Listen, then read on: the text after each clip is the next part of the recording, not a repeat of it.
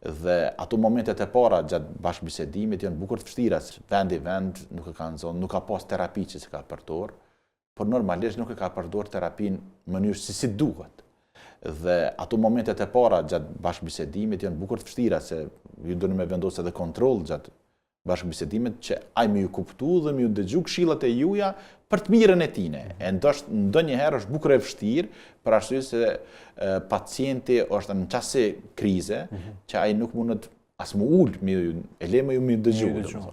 Po, këtë është e qasja proaktive, vullneti që pacientin me dëgju mirë, me vëmendje, me ja kushtu të gjitha lloj brengave të tyre një dëgjim adekuat dhe pastaj me marrë një vendim përbashkët. Gjithmonë te plani i trajtimit të këtyre rasteve, gjithmonë duhet me pas pajtueshmërinë e pacientit.